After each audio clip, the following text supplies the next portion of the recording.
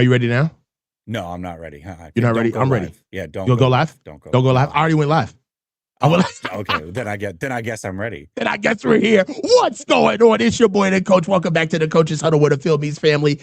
And I am here with my man. It's cover two, back at it again. Recap the react. Huh. It's chess. It ain't checkers. The shit's chess. It ain't checkers. Got my man 10 grand, Jesse Naylor. What's up, Jess? How you doing? Good, man. Good. Happy to be back. Cover 2 Mondays. I love this show, man.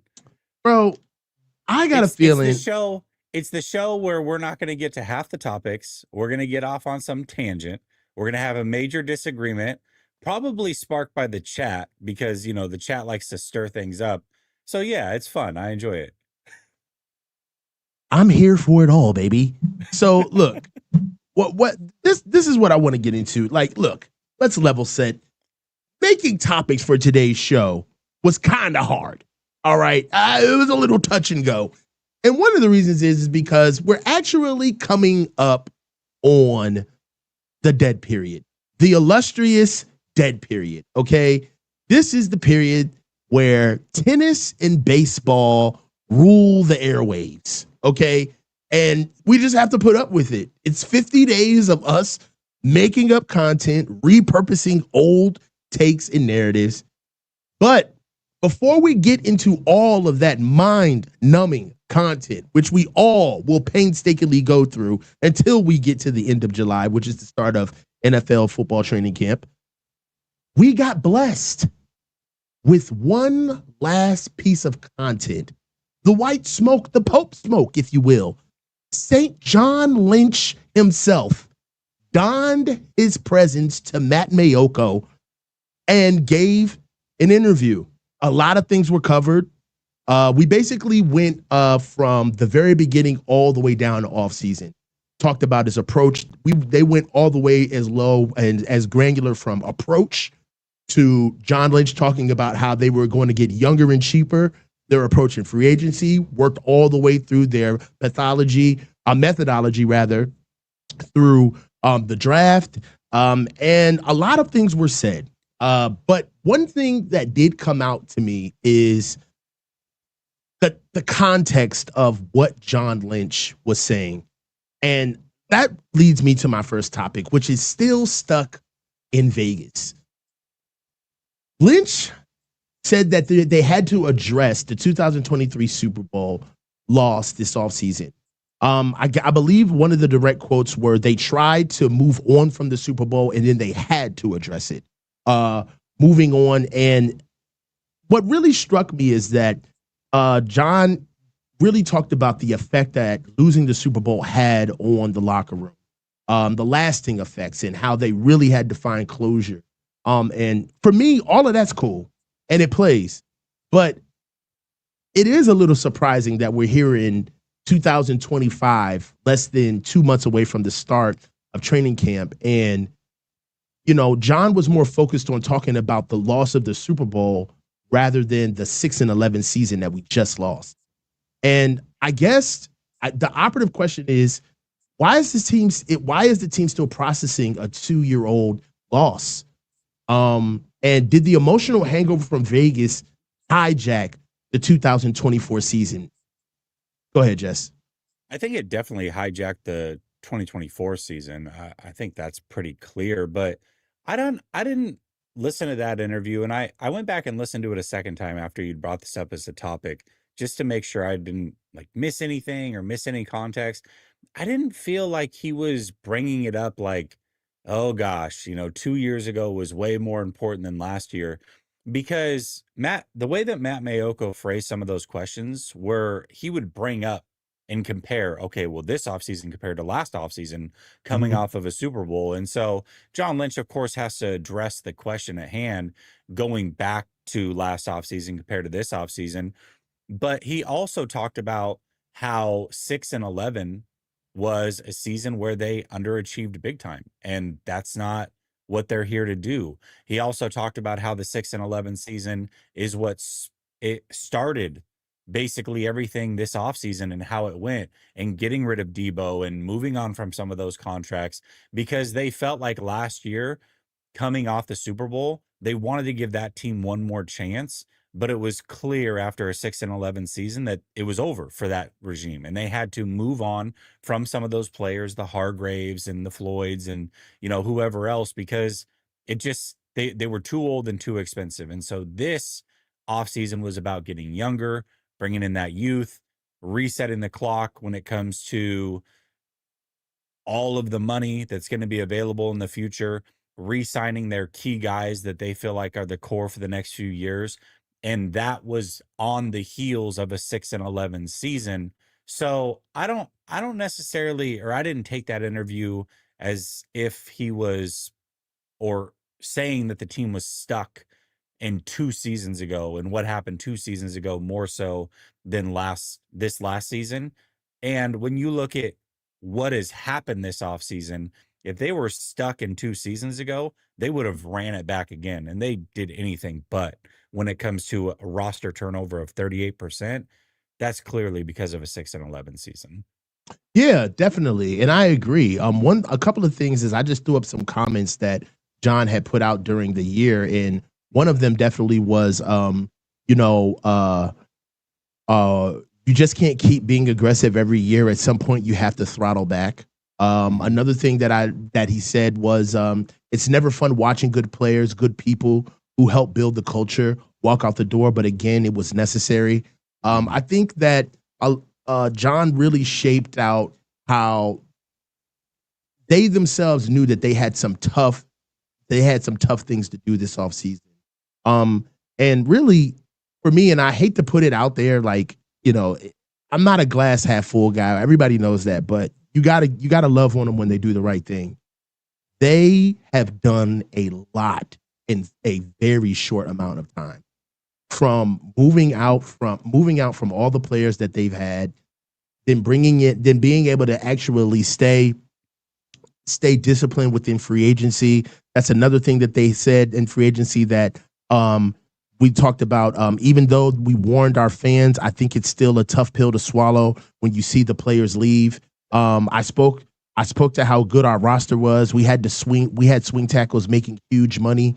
So he touched on Jalen Moore leaving. So one thing that I think that we've got to understand is that there are some things about the league that you just cannot ignore. And for where John Lynch had spoke about moving on and getting younger and getting cheaper, I think also another big thing that he said, which was a big deal, is that a lot of their attack or their rules of engagement and how they were going to go about free agency was really predicated on the fact of keeping their real core, their major core, which was Brock Purdy, George Kittle, Fred Warner, and making sure that those guys were locked in and moving on from certain pieces. Now, when you look at the Super Bowl window, if you will, if you could say that we need to get younger and cheaper, did John, in so many certain ways, kind of say, "Look, we're not going for a Super Bowl"? No.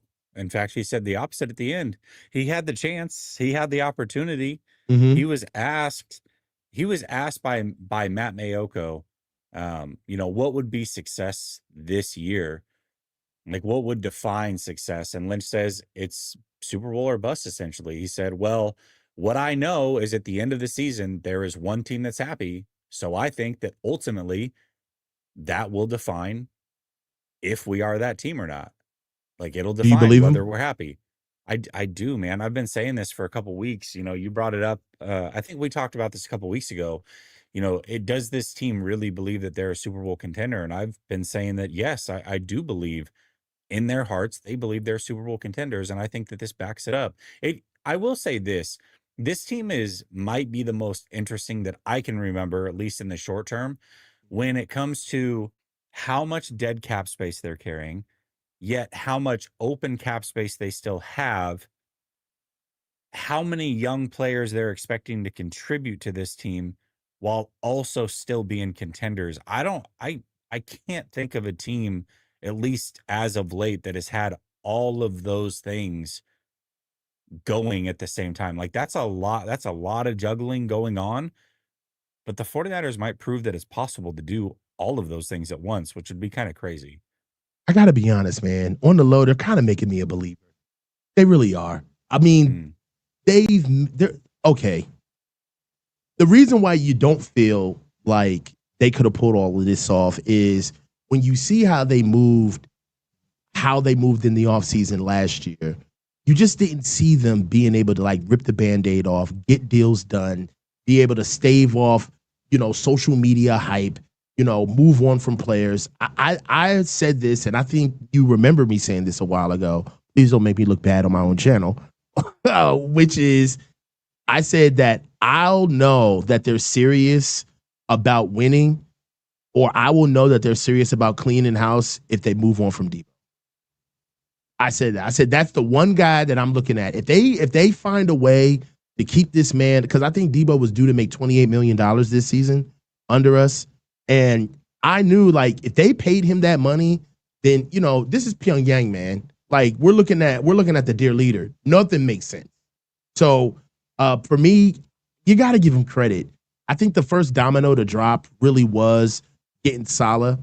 That put continuity in the building, brought in a lot of other. I think bringing in Coach Saleh actually shored up all of the coaching situations about bringing in guys on defense. He bring in Brent Boyer to cover on special teams. You got some guys in Pinnock, who's supposed to be a young ascending player. We'll see about that. You got Bryce Huff, who's come in, a guy that spent some time with Coach Saleh as an edge rusher. And then, for me, I think the light at the end of the tunnel for me, I think I have a sneaky question for you. Okay. When did you start, what stage of the offseason did you start believing that this was a good offseason? At what stage? I feel like I think pretty early, honestly. I think when they got rid of Debo, initially they'd gotten rid of Juszczyk as well. I was like, oh, okay. They Like ain't I playing really games. am feeling. Yeah, they're not playing. They ain't playing. I would say bringing back Juszczyk was like, okay, that's a little strange. But I think after the first wave of free agency, you really started to see like, oh, they're really setting up the future right now. That to me told me that they were serious about what I had hoped that they had done last year, week 4, week 5, when I started calling for this, like do this at the trade deadline, knowing that would never happen. And then again, I was like, God, they run this thing back again. Right. Debo, again, you talked about it. I mean, that was a big one. Juszczyk was a big one, which then again, they brought him back. But ultimately, I think after the first wave of free agency, after those first couple of days happened, and then Bosa, that was the real one. When Bosa left and went to the Bills, and it's like he definitely would have chosen to play with his brother if the money was the same. The 49ers were not willing to pay him enough money or give him the years to override that money to get him in the building. That was like, all right, they're doing exactly what they should be doing. You took mine. That's what it was for me. The Bosa when they didn't move, when they didn't blink on Bosa, that for me. And then at the time, I was still hoping against hope for Drew Dalman. So when the fact that they moved on from Joey and didn't take that, it made me feel like, okay, this isn't a rubber stamp. And it also, another thing that would have really hurt me about us picking up Joey is not only is that it wouldn't have been a good player or we would have overpaid for him, but it also would have meant that there is some degree of the defense that Saleh doesn't control. Because I wouldn't believe that Robert Saleh would have wanted Joey Bosa. He would have came up and he would have he would have told the company line and said how excited he was to have him. But it was just nothing about Joey Bosa that says that he would be like a Robert Saleh guy. So for me, I think the Bosa, not signing Bosa, and then I gotta be real, the draft for me as well. Like once we got through the draft and I saw that Coach Saleh had like basically the first 4 to 5 picks in the draft. That made me feel like, okay, they're not playing. They're giving him exactly what he needs to be here. So yeah, man, I got to give it to him, man. As far as like the offseason is concerned, I would say the nagging thing that has really stuck out to me, excuse me, to me is injuries. We got guys who haven't found the field. Michael Williams, he's had some problem getting to the field. He's had some hamstring injuries. We already know about Alfred Collins has yet to see the field. So we just got some young guys that are trying to get on, and not only just the rookies, but just the overall team. Guys not being healthy, to be able to get through the mandatory minicamp that we just had last week. But outside of it, it's looking like all of these guys are going to take about that 50-day hiatus to be ready for camp, and be ready to go and be dependent on. And speaking of being dependent on, that takes us to our next topic. Quick. Well, hold on, real quick. I do think, and I don't want this to get lost, because the 49ers might have screwed this up, but not because of they made any wrong moves, right? And so I want to make this clear right now. There is a possibility that last year's draft class, especially now that Malik Mustafa's hurt, might not be as good as what we once thought. Like, let's say Ricky Pearsall doesn't pan out or something. I'm just going worst case scenario, right? This is not a prediction, but let's say last year's draft class isn't as good as what we once thought it was, and then this year's draft class is a dud.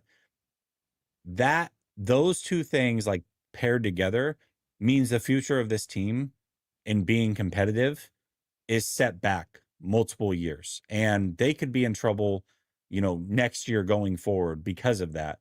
But that doesn't mean, if that happens, I'm saying worst case scenario, if that happens, we still have to look at the way they handled this offseason as the right way to do it. They just swung and missed. They went about it with the right approach. They had all of the good intentions. They had the right approach there. You just have to then execute. And maybe they did, maybe they didn't. But if they didn't, that doesn't mean that this approach has to be lost, or that we can go back with revisionist history and be like, well, remember that offseason when they did this, they should have done this and this and this. No, in the moment, they made the right decision. Now, does it work out for them?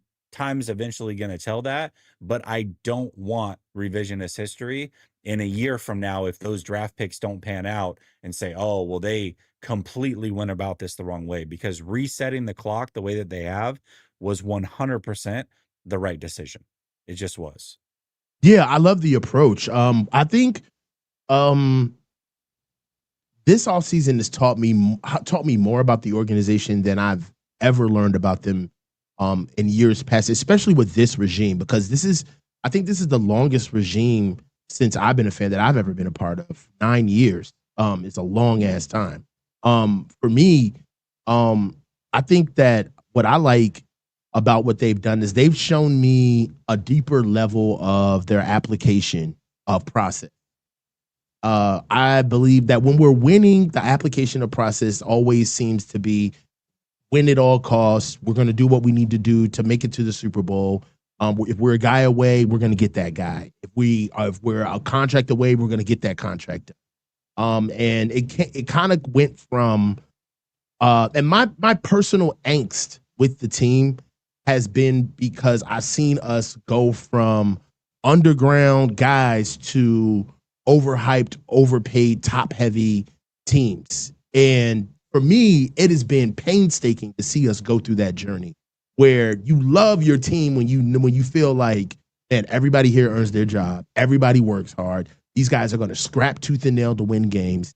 And then they get to the point where they get to the top of their prime, and then they start winning games their way. You know what I mean? And we know how to win games. And what happens is you can't really do that, or you're going to lose. You're going to find a way to get punched in the mouth because people are going to drag you out of your process. That's part of staying consistent, is being the same type of teams all the time. I mean, if the Patriots taught us anything, is that winning is that you don't got to look sexy to win, but winning is sexy. You know what I mean? Like I Yeah. don't care how boring we look. Our process is our process. And for about 4 years, I've kind of felt like we've gotten away from our process, and it's frustrated me. But this offseason, with how they've gone about, they've been calculated. They've been calculated with how they move from the organization down, with bringing in coaches, making sure that they don't spend a lot of money in the offseason. Even, I mean, you know what else?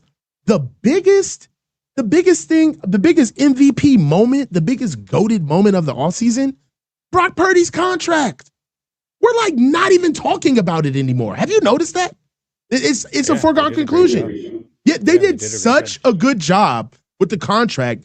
It is a boring topic to talk about. That thing had like about a good week of juice in it for us to talk about. But after a while, it was like, dude, what else can you say about a good contract? But it's good. What else can you say for a contract where both parties won, but both parties won?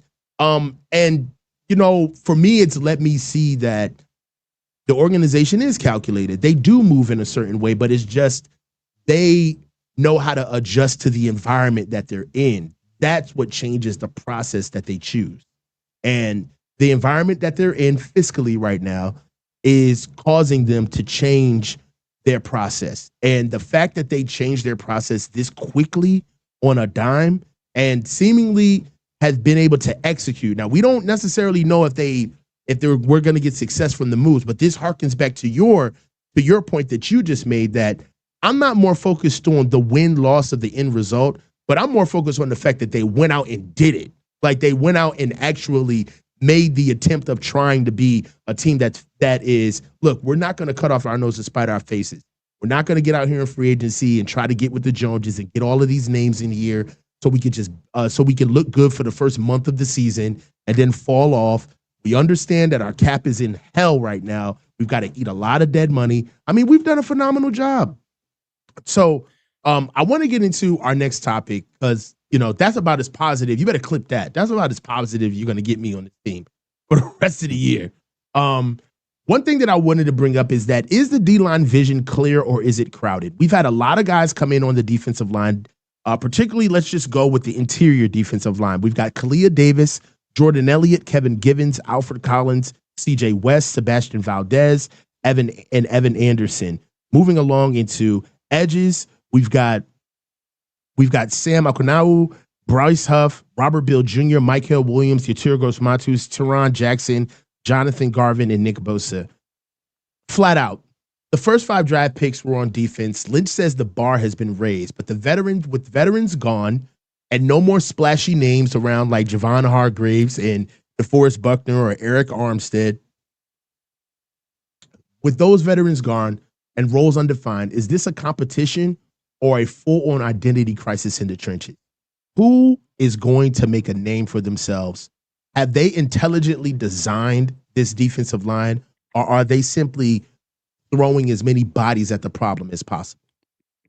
No, I think they've intelligently designed it. I mean, I like what they did in the draft. And it's clear, like, if we just go through it, we know that the 3 rookies along the defensive line are going to make the team. So that's 3. Let's say they keep 8 total defensive linemen. So that's 3. Bosa's 4. Obviously, Huff is 5. I think after that, it's a competition. And we might get to that a little bit later as far as who we think makes it and who doesn't. But ultimately, the fact that we are here, think about this for a second. Listen to the question that you just asked and then put yourself into free agency when they had just gutted the defensive line. And it was like they cut 3 players that were starters last year along this defensive line and then didn't sign any defensive linemen at all. And we're looking at it going, where's you got a hole there? Line? You got a bit of a hole there.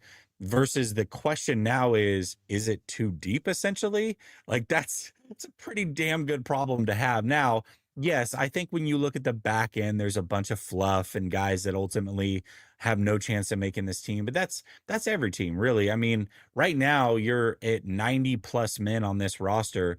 You've got like 14 defensive linemen. So, of course, there's some guys that have no chance to make it. You're just trying to use those bodies to get through training camp.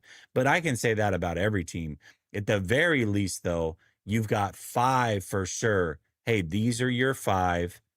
After that, we'll see about it. Or here's your 6, whatever the number is. We couldn't have said that months ago. And so for me, absolutely love the direction of the defensive line. Again, did they hit? Did they draft these guys too early? I mean, that we'll find all of that out. But the effort and the vision, at least in this moment, is there. Okay. I don't see the vision at edge. I think that they've done the best they Even can. after Huff? Yeah. Okay. Because for me, I think that, and I'm not a big specialist guy. I'm really not. Either you play defensive end or you don't, honestly.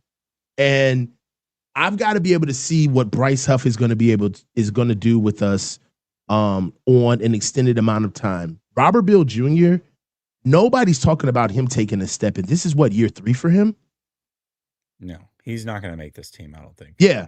Robert Bill Jr. is year 3. Michael Williams, I understand us putting out our tip of the spear, 11th pick overall guy to put them out there. But outside of what he can do as far as stopping the run and setting the edge, I'm not betting on Yetur Gross-Matos to be available, let alone finish the season. He didn't do it last year, and that's off of what we already know was a checkered history coming out of Carolina when we got him. So right now, Jonathan Garvin, I like him. I do like Jonathan Garvin, but come on, man, you can't count on Jonathan Garvin. So really, it is Nick Bosa and a bunch of guys, in my opinion. There's really, outside of Nick Bosa, there's nobody that is a veteran that would start as an edge rusher on a team right now, outside of Nick Bosa, start playing edge. Would you agree or disagree? I don't necessarily disagree with that, but I mean, that's why you spent your first round pick to go get that guy. Mm-hmm. So for me, like, I don't have an issue with it. If that was your biggest need, you certainly address it the easiest way you could while also keeping this team young and inexpensive for the 2025 season. Mm-hmm. So I don't have an issue with it. I mean, yeah, certainly if we want to nitpick and say, oh, there's no veteran starter. Yeah, but that doesn't mean that it's not a good option. Right. I also believe that as far as defensive tackle too, there's Jordan Elliott and really a bunch of guys. Alfred Collins hasn't made his way to the field. CJ West is a rookie, and I don't necessarily know what you're going to get out of Sebastian Valdez or Kevin Givens. Kalia Davis, I don't think Kalia Davis makes this team this year. So, I'm not here to say that the defensive line is, completely out of whack and that I don't see a vision whatsoever, but there's a lot of proving that they got to do. They got to earn their identity. I think that I'm willing to say clear. that. That's clear, and that's for all the rookies, and that's what's going to make this tough. I mean, and that's what could derail this season, and that's where ultimately the decisions they made and who they drafted might end up being the long-term issue. The process was right, but it doesn't mean that they drafted the right players. And even if they did, there is a good possibility that those 3 guys that we're relying on for big-time snaps don't show out their rookie year. I mean, that's pretty standard. That's pretty normal. And when they do show out, it usually takes some time. So yeah, there is a possibility where it just didn't work out, or even if it does, that it doesn't work out this year defensively. And that's why this goes back to the conversation we had on the 4-man front last week or 2 weeks ago or whenever it was. This has to be an offensively led team. I'm tired of people blaming the defense in situations like the Super Bowl where they held the Kansas City Chiefs to 12 freaking points. The special teams gave up 7. They get a turnover to start the second half, and the offense does nothing with it, yet they're led by an elite quarterback and an elite offensive-minded head coach, and they can't score more than 19, and we're blaming the defense for why they lost the Super Bowl. I'm over that stuff. I refuse to think that this fan base is dense enough to look at the defense this year and the way it's set up and be like, well, I mean, the defense needed to do a better job. I don't care if the defense gives up 25 points a game. The offense better be ready to score close to 30. That's where all of your veterans, all the great veterans on this team reside for the most part. That's where you paid your quarterback. That's why you've got Kyle Shanahan. The offense has to lead this thing. It just has to. I mean, my biggest thing right now, just to push back on you that I don't think that it will, is that we don't close. We don't close on offense. And the only way that you could be able to lean on an offense is, I'm going to just be honest with you. The only way you're going to have to lean on an offense is not running away from somebody, but standing tall and getting somebody out the mud. I mean, sometimes it's good to know that your offense has twin turbos and you can get on the Autobahn and fly and outrace everybody, and that's fine. But every now and again, you're going to have to get somebody out of a rut with an offense. You're going to have a front-loading winch that you can pull somebody out of the muck and mire with. And that's not our offense. They're on notice until I've seen that.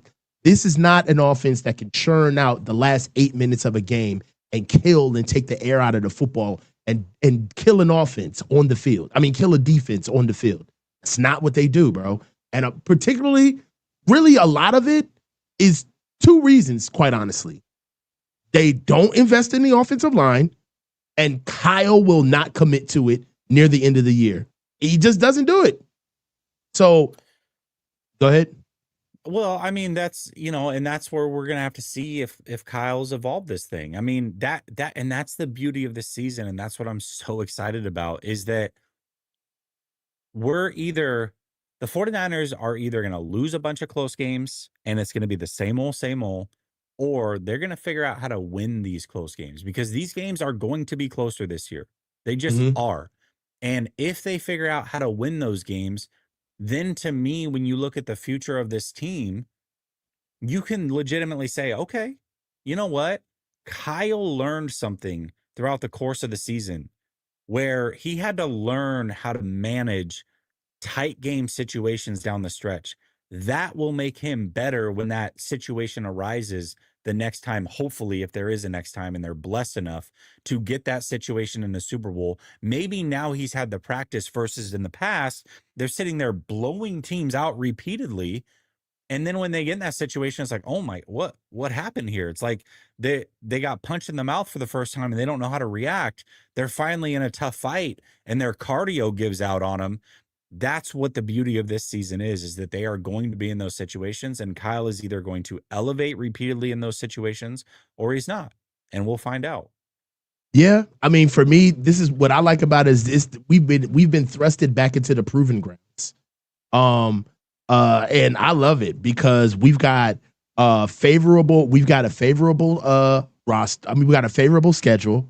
And right now, even John Lynch said it, is that, usually we don't get a schedule as good as this one, as far as having with the travel, with the level of competition that we have. So really the gauntlet is laid out to see if they could just keep it fundamental, right? Like, can you just keep it phonics? Can we show up and win a game, close games? Because I think that in order for us to be a good football team, it's not going to be the names. It's going to be the entire roster. You're going to have to use everything to get this season. This season is like an episode of Chopped. You got to use the raisins. You got to use the pork. You got to use the apples. You got to make me something. Everything has to get used. Yeah, but see, and that's again, you may disagree and say, hey, the 49ers aren't going to be good because the offense isn't going to be able to do those things. That's fine. But ultimately, the season is going to go how the offense dictates that it goes. Like the expectation now, unless the defense just way overachieves, but going into it, the expectation for the defense cannot be high. I don't care if Robert Saleh is there or not. I don't care how many picks they spent over there. There is so many moving parts on that defense. The expectation should be that the defense is better than last year, certainly, but it cannot be that the defense is the reason that they win games game in and game out. The offense is going to have to be the reason one way or another. Now, maybe it's the reason they lose games, but maybe it's the reason that they win games. Either way, this season is going to be dictated on how the offense performs, in my opinion. That is so interesting that you bring that up, because that was a topic. I'm looking for it in kind of like my topic bank. But that was a topic that came up about a week ago on, I believe I asked you, or it came up in 4-Man Front but I asked how much grace are you willing to give Robert Saleh this season? And you've all but answered where you said that you expect the defense to take a little bit of a dip, but you expect them to be better than last year. And for you, that's okay. You're okay with that. Yeah, I mean it's going to have to be better than last year, but it cannot. I'm not going to expect that it's better than the offense. The offense has to be higher ranked, in my opinion. It just has to if this team's going to be successful. All right. So let me ask you this: what does the offense have to do, performative wise, for you to feel like Kyle Shanahan should be on the hot seat or Kyle needs to go? I mean, if they're not, is that too much to ask right now during this? Yeah, this part? I mean that's a lot. That's a lot because how did there's so many other little things like what if the defense way overperforms and makes up for it, or the special teams wins you sim games? I don't know. I don't. Again, and this is where I don't judge Kyle Shanahan as the offensive coordinator. I judge him as the head coach of the team. If I just look at it and be like, well, the offense was good, but the team sucked, like Kyle deserves to stay here forever. The offense is doing what it's supposed to do. I feel like that's the narrow-minded approach that most fans, when they look at Kyle Shanahan, they just look at him and address him as if he's the offensive coordinator. It's like, well, the defense didn't do its job, but Kyle did his. Like, hello, the defense is under Kyle. Kyle is the head coach, not the offensive coordinator. So if the defense sucks and the special teams suck, and that's why you didn't make it to the playoffs, you're the head coach. I don't care if your offense was the best in NFL history. If the other two units sucked and you made those decisions in hiring the coach and those personnel decisions week in and week out, that's a you problem. You're the head coach, not the offensive coordinator. So it's all in how this team goes. If this team doesn't make the playoffs, it's time to move on from Kyle. But the expectation has to be that they make the playoffs minimum. It has to be. All right. If the offense ranks first and they don't make the playoffs, Kyle's still got to go. I don't care about what the offense does or doesn't do. Chess, it ain't checkers. Yo, so wait a minute. So you saying that even if they don't make the playoff, hold on. Say that again. If they make the playoffs and the offense is ranks first, and they don't make the playoffs, and Kyle still got to go. Yeah, because he's not the offensive coordinator. He's the head coach. You know what I love about that? That pins the game management shit to Kyle's chest, because that's the only way that they don't go to the playoffs with a good offense, is that their game management is absolutely piss poor. I just don't think that Robert Saleh would just come in here and completely lay a fucking. I don't see that. But what I do say is there's a lot of what I will say is that there's a lot of paths to Kyle being gone by this season. A lot of paths, and it could get bad quick. It really could. There's a lot of paths. But I don't think that they're the most likely scenario. I think the most likely scenario is this team makes the playoffs and Kyle's still going to be here. And that's fine. That's totally fine. But they got to make the playoffs. They have to. Yeah. All right. Let's get into our next topic, man. Niners are in top 5 most underrated teams entering the 24-25 season by PFF. Right now, I mean, look, PFF data tells a story about how underrated the team is, and how they're ready for, people need to watch out for the Niners. Of course, they've already touched on our week schedule, the fact that the Niners have pretty much the most favorable traveling schedule of any team based on the West Coast. We've gotten all of our contract situations handled. Robert Saleh being back in with the continuity on the defense. They basically tabbed us as one of the teams that people really need to watch out for, a sleeping giant, so to speak. Is this more fodder that we get from the national media? That's, I will say this, the national media loves us, bro. They cannot quit us. Even on our worst, on death's doorstep. We'll be like, dude, we're horrible. And Vegas will have us like Niners favored. We're like, how? But is that this instance, or do you really believe that we're a team that everybody should be afraid of this year? I mean, I think the truth lies somewhere in the middle. I think it's a horrible article by PFF, first of all. I don't think it was well put together. It wasn't good. The teams that they chose, that when I look at what they said here, In what world? The word they used was overlooked, not a sleeper or whatever. Overlooked. The top 5 overlooked teams. Well, in what world? You go to betting Who's not websites, looking at them? yeah, the 49ers are highly bet on to make noise this year. They're still one of the favorites. They're the favorite to win their division, which is crazy. When you go across the national media, everybody's talking about the 49ers. So, and I feel like, every year there's a team that goes from worst to first in their division. I think choosing the 49ers is like the laziest take that you can have. I don't think that they're going to win the division, but I think that would be the easiest pick out of all of the teams that finished probably last in their division last year. So I don't I don't at all think. I think the 49ers are low-hanging fruit, and that's why I think it's a bad article. I don't think that they put together good teams. I think they had the Bengals in there as well. Who's looking past the Bengals? Everybody looks at Joe Burrow and that team and that So this offense is who they last got. year. All right. So 5 overlooked teams heading into the 2025 NFL season. They got Bengals, Mhm. Dallas, us, the Colts. Wow. Us. I think the and the Colts is a good Seahawks. one. Okay. I think the Colts, I think the Seahawks those are good choices. I feel like this is one of those articles, at least to me, the direction of the article should be, 5 teams that basically nobody is thinking can have a good season.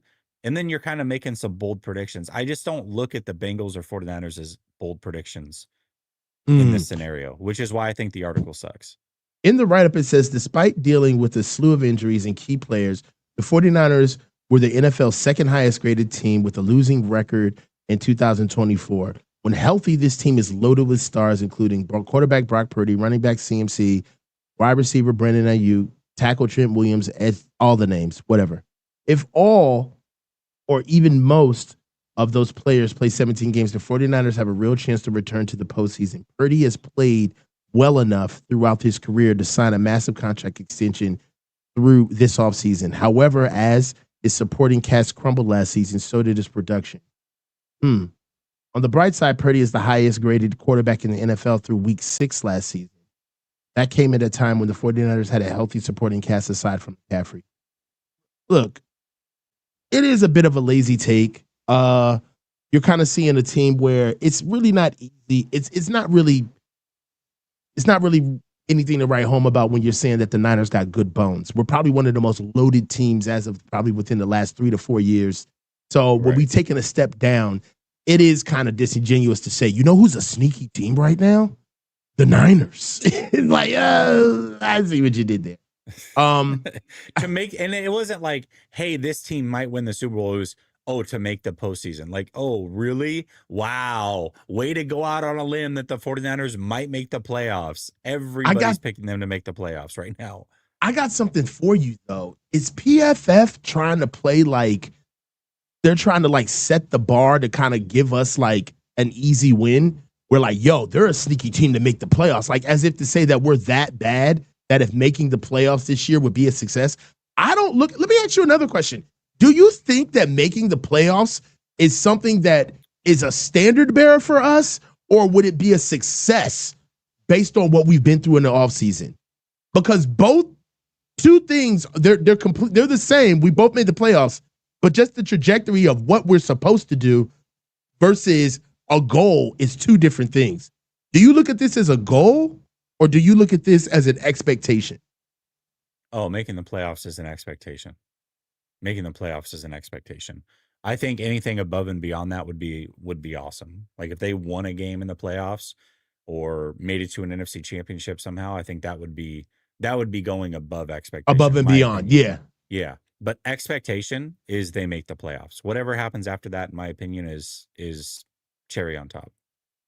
Yeah, I agree with that as well. I don't think that making the playoffs is something that would be a good goal or something when you look at the season. I would be happy about it based on all of the moving parts that we had. But really, making the playoffs with what they've just signed Brock for, like, I got to be honest. Now, the deal was team friendly and it wasn't top 5 money, but it was playoff money. Goddamn, you make it top 7, but that's playoff money, dog. Yeah, I mean, or at the very again, like, yeah, I mean, but quarterback wins isn't a stat. If Brock Purdy comes out and see, this is the difference. I said if Kyle Shanahan has the #1 offense, but they don't make the playoffs, he still needs to go because he's the head coach of this team. But if Brock Purdy balls out and this team doesn't make the playoffs, that's not on Purdy. Unless he just somehow down the stretch of every game is like the reason. It's like he threw 4 touchdowns, 400 yards, and then had ball in hand 2 to go picks. in and threw a pick every single time. Okay, that's different. But if you just look at like how a normal season would probably play out if he ended up being a really good player and putting up good numbers, if they don't make the playoffs, he still did his job. Like he got paid to do a job. He executed and did his job. That is different than Kyle Shanahan. So to me, I can separate quarterback play versus did the team make the playoffs or not. And even if they make the playoffs, I can separate and be like, yeah, they made the playoffs, but it certainly wasn't because of their quarterback. And I think that that's the difference. I think too many people put the onus of winning Either on the or. shoulders of a quarter. Yeah, it's like, oh, well, so-and-so hasn't been to a Super Bowl. I guess he's not any good. It's like, cool. Well, then you clearly just don't watch football because if it's all on one player who isn't even on the field for 50% of the snaps, then I don't know what to tell you. Like, You know what I love about this season too is that it's showing the maturity of the fan base, where the same amount of excitement or expectation or standard that we have for winning a Super Bowl is the exact same energy that we have for making the playoffs, where we know how to read our team. We know exactly what they're supposed to do if they're doing if they're operating at their very best. And I like the fact that the standard for us this year is to make the playoffs.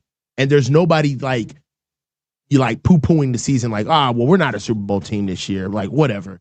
Nah, I really am to be honest with you, in certain ways, I'm more excited about this season and the outcomes of making the playoffs than I was about 2023 making it to the Super Bowl. Because this season, we really get to see what certain guys are made of. Honestly. Do you feel where I'm coming from on that perspective? No, I do. I do. I mean, a Super Bowl run's special though. I don't know. We're kind of in a weird spot where I feel like we're kind of level-headed, and I feel like most of the people in this chat are probably level-headed. But when you look at just the 49er fan base as a whole, I mean, we capture a small fraction of the 49ers fan base that comes in, chats, listens to us on a regular basis, what have you. But when you go just out into the ether and watch what the fan base is saying, bro, I think they still think that this is a Super Bowl ready team the way that they're talking. Hold on. Big chunk of this fan base believes that. Really? Yeah, and I think that that's crazy. I think it's absolutely crazy to think that. Dog, that's why we got to get out there, bro. Do you honestly believe there's a huge swath of the fan base that believes that this is business as usual and that this is basically a reload, run it back year? Nobody thinks that we had to pivot at all. Not nobody, but a huge swath of the fan base. They believe that the pivot was just to be Super Bowl bound again. Yeah, absolutely. That's insane, bro. Yeah, 100%. I believe that. I mean, I'm seeing it everywhere right now. Like the way that the fan base is talking, it's like they feel like this team should be right back in the Super Bowl mix. Like, all right, well, I think you're going to be pretty disappointed if that's the case, but. Dude, that's wild. Let's knock out some super chats before we knock out another topic. We've got Davism. Davism is killing us. Davism, Patriots Builders of Montana. When did you realize Niners were your team in the NFL? 94? Yeah. Yeah. I mean, I was born in 83, so 88, 89-ish. Yeah. Same. Davism's Patriot Builders of Montana, $9.99. I was dressed in red and gold in the crib, but I remember watching Steve Young in camp at Sierra College for 2 years before he started and loved his arm. Once he started and I got to see him move over. Dude, Steve Young was a dog. You know what I'm saying? You know what? I'd take Steve Young in today's era of football over Joe Montana. Oh, yes. Yeah, Steve Young. If Steve Young would cook today. Insane. He would cook. Who would give me a comp for Steve Young today? Who would Steve Young? Hold on, Corey. Who would Steve Young be today? Like Steve Young, I think he gives you like, I got to be honest with you. He gives me like the gamesmanship of like a Josh Allen, not the size, but just like the game. Steve can make every throw. Yeah. He didn't have the strongest arm, but he can make every throw. He can make every throw. That's why I said it that way. He can make every throw. Super precise, though. Oh my gosh, he was so accurate. His ball placement was impeccable. Impeccable. Who would Steve Young be today? I don't think there's a fair comp. I mean, you know that's so hard. You know what's crazy about it is when the 49ers moved up to number 3 and Kyle talked about his ideal quarterback. He's like, yeah, you want Drew Brees that can move like Lamar. He was really just describing Steve Young. He was just describing Steve Young. I mean, he's not Lamar by any means. No. Right? No. I mean, he's not there, but he certainly is. Everything that Drew Brees did, he would do that easily today. Easily. Who would that's bothering me. What would Steve Young player comp be today? I have no idea. I'd say like all right. So what's Steve Young's number? What was Steve? Like 6'2"? 6'1"? 6'2". 6'2", like what, 230, 220? 225 probably, yeah. 6'2", 225. Like, what is Baker? I think build-wise, he's close to Baker, but athletic-wise, and accuracy-wise, he's right. Like, imagine if Baker, but I'm just saying, like, imagine if Baker was way more accurate and, like, a step faster. Baker would be crazy. Because Baker doesn't have the greatest arm, but Baker has a very good arm.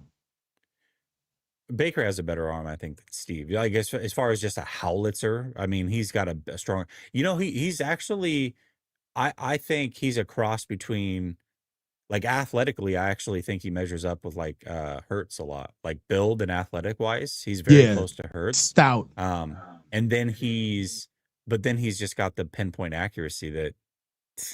Like, who he is. You know who he is. I get it. I know who he is. He's prime Russ. Russell Wilson.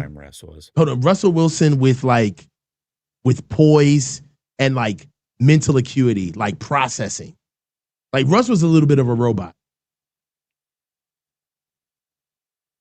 Yeah, I don't know. I feel like I don't think there's a fair comp. I just think there's bits and pieces. There's bits and pieces of certain guys you can see, but yeah, I mean that's it. He's basically a cross between Burrow and Hurts. That's exactly what he is. You take all the passing ability of Burrow, arm strength, accuracy, and then you give him athleticism, and you give him Hurts athleticism. That is Steve Young. That's Steve Young. Steve Young would kill the league. All right, let's get to our next super chat. Corey Coleman, 1999. Thanks, brother. Help me understand. How does anyone believe that the Niners offensive line is gonna be up to par this season? Ben Barch is a journeyman who can't stay healthy, and Dillard is going to have to play 3 to 4 games. Dillard? Yeah, Andre Dillard. Okay. The rest of the division has good defensive lines now, too. Well, one thing about offensive line is it's not about the individuals. And I know we like to do that, especially on the defensive line, because defensive line is more of they play as a team, but it is more individualistic. Offensive line is really about a good unit. You can pick out weaknesses across the line, but I'm really focused on them finding a good unit where they all play better together. One thing about it is that, yes, we're going to have to see if the offensive line can play stout against some of the best defensive lines in the division, not alone in our conference. But for me, it really is seeing how they play out in the first quarter of the season. The first 4 games will really let you know how the offensive line is going to play against each other, how they're protecting Brock. One of the biggest things that I would like to see is how are they going to move with gotta have it downs. And basically the biggest help of the offensive line for me is twofold. It's George Kittle and Christian McCaffrey.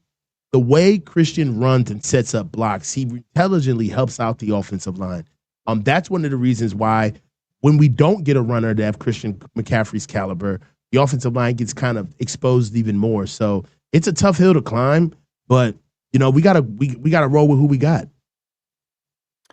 Yeah, I mean, and this is where I implore people to really do their homework across the rest of the NFL. This offensive line, in comparison to the NFL, is slightly above average. It just is. And Middle of the that's pack. what you have to deal with. That's what you have to deal with. Many teams deal with worse. You can't have everything. You cannot be elite everywhere. You're going to have a weakness somewhere. 49ers haven't put enough assets into that offensive line.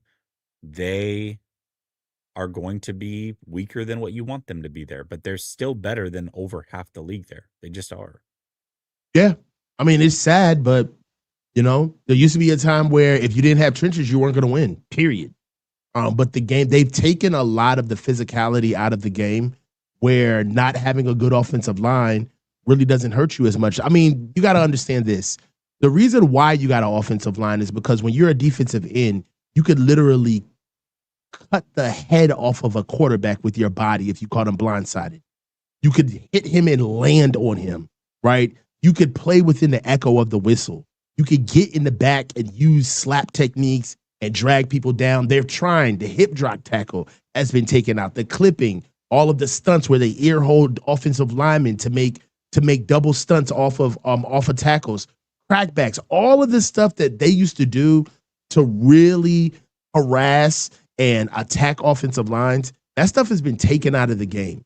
And because of that, they have really kind of scouted down the position because you don't need a rough and tough offensive line to protect your quarterback as much as you used to, because now most of the rules in the game protect you.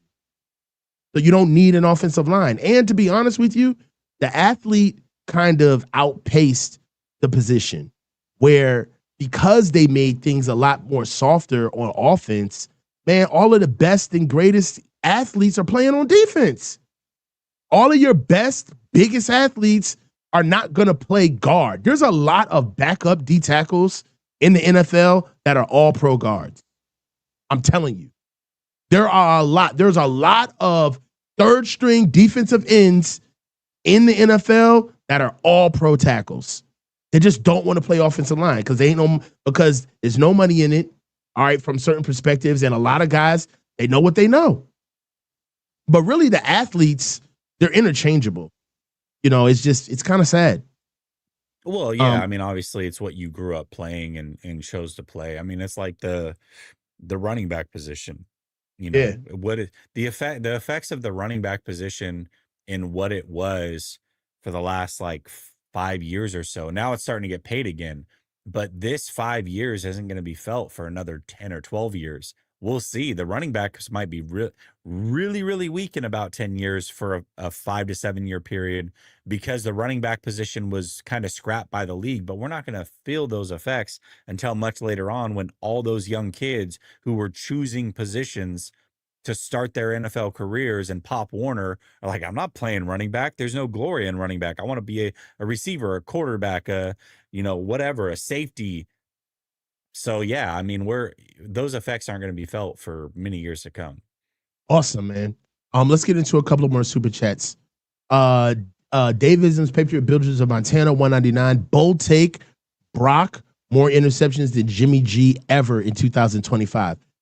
How many? What's the most super interceptions that Jimmy has had in the season? I don't know. 15, that's a good. Maybe? Yeah, hold on. I'll look up. Hold on. I'll look up Jimmy. You look up Brock real quick, because Brock had 13 last year? Well, dude, he's already tied it. Jimmy had 13. Yeah, Jimmy had 13 was the highest he had ever had. Yeah, Brock had 12 in 2024. Okay. So Jimmy had a season with 12, and Jimmy had so the only 2 full seasons Jimmy played, he had 12 and 13. So you're saying what, he throws 14? If he throws, I'm fine with him throwing 14 if he throws 35 touchdowns. Yeah, 100%. I don't care. I have 0. Throw 14, but you better throw 35 tutties. Not mad at it at all. Let's get to the next one. Frisco Shields, $4.99. Are the 49ers losing games because Kyle doesn't believe in his system? No, I think Kyle believes in his system a little too much, to be honest with you. Like, that's the problem. Kyle's arrogant about his system. Yes.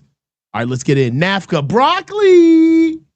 Kyle went defense heavy to give himself an excuse. Nah, Kyle went defense heavy because he owed it to Robert Saleh like he owed a bet to a bookie. He owed Robert Saleh those players. You think that they were going to tell them that they were rolling out from all those guys to get Robert Saleh in the door in the summer? Hell no. They weren't telling him that he was moving on from all of those guys. Dre. Nah. It's like, bro, you better get me out the way for defense. I agree with that. Go pull up Corey's comment real quick. Corey Coleman. In the chats? Yeah, in the chats, yeah. Corey Coleman. Where you at, Corey Coleman? Purdy was the 9th most pressured quarterback in the league last year, and the offensive line definitely wasn't improved. Do you really believe CMC will be the 2000 Offensive Player of the Year back again? No. No, I don't either. But this stats will tell any story you want. This way you got to watch. Yeah. The stat that you're not putting out there that mirrors with this is Brock Purdy was also the 2nd most pressured quarterback based off of what he brought to the table, meaning he put himself in bad situations more than any other quarterback in the league other than Caleb Williams from a raw number perspective, but from a percentage perspective, he put himself in pressure situations more than any other quarterback in the NFL. So it doesn't always fall on the O-line. That is not me selling that the offensive line is fantastic, because I'm not. Right. But to say that he's number 9, you then have to marry that with him being number 1 from a percentage standpoint, which I believe is what you're looking at when you're looking at the 9th most pressured. You're probably looking at a percent. He was the reason for a lot of that. Like, he just was. It's not always the offensive line's fault. He did it to himself like Plexico. We get it. Yo, Brock, got to stop shooting yourself in the leg. Right. Let's go. NAFCA. Nope. We already did NAFCA.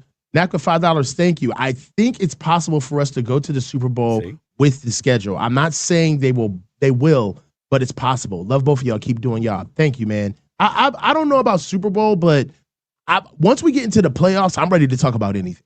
Once we get in the playoffs. Dave Barclay, thank you. 0 comp for Steve. He would dominate today's NFL. I agree, man. I think that Steve Young, he was way too smart. And he's so bright. He was such a bright player. I liked Steve so much, man. Scotty D, I was at playoff games versus the Vikes where Steve had 50-yard rushing touchdown, end zone seats. He ran directly to me. Oh, come on, bro. Steve was a dog. That's fire. Imagine if they had cell phones out back then. That'd have been nuts. Splendiferous, $2. He would still be the GOAT. A little thin on top, but accurate. Oh, you talking about Steve? I don't. Is he talking about Joe? Or is he talking about Steve? I don't know. A little thin on top, but he's accurate. Oh, you talking about maybe Joe? He would still be the GOAT. I'm like, Steve was pretty thick. I don't know. Yeah. Davis and Patriot Builders of Montana coach Dave Sims, not Dave-isms. Though my thoughts are, Dave Sims. Dave-isms. I just thought it was Dave-isms. My bad. Dave Sims, Patriot Builders of Montana. Then Brock has 25 interceptions and 20 TDs and 2,200 and 2,500 yards. Bro, if that happens, dude, if he has more interceptions than touchdowns, first of all, there's no way. It's just no way. First of all, NFL, no way. We all know you. If that happened, number one, you wouldn't agree. You wouldn't take it directly. But dog, your Twitter would be hot. I know you be muting conversations left and right. I'm dropping this stat. I'm dropping that stat. Bro, it's just not possible in today's NFL. There's no way. There's no way. 25 interceptions. I don't think Brock would start. Kyle wouldn't let him get that bad. Broccoli, we need a QB. Thank you, NAFCA. Last super chat of the show. Joseph Ernberg, Brock will be one of the worst QB we've ever had. What's up with the negativity today? Yeah, Jesus. Dude, listen, my God. It's so funny. I feel like What's being said is like how people perceive my view of Brock Purdy. It's like you guys are going way over the top. Like that's too much. It's way too much. Hey man. Oh, we need a DB, not a QB. My bad, Navka. Sorry. Oh, Hey, okay, so okay. look, hey, bro, this is another good one. Tomorrow, we've got the 4-man front on Last Second Sports with Jesse Naylor. It's going to be a dope one. Jess, we made it through another Monday, man. Yes, sir, man. Another cover. Oh, we got another super chat, another cover too. Heck yeah. Splendiferous. $2. Thank you. Talk about Steve, man. You can see his scalp clearly. Oh, that's crazy. Oh, you're talking about his. Okay. Talk about his moonroof. All right. Yeah, I hey, got you. Look, man. Jess was a great one. See you tomorrow. Can't wait for the 4-man front. Hey, man, when you guys get a chance, check out that thumbnail for the 4-man front. That's a good one. They got me with Nick Bosa. I'm maggot out. Talk to you, brother. Peace.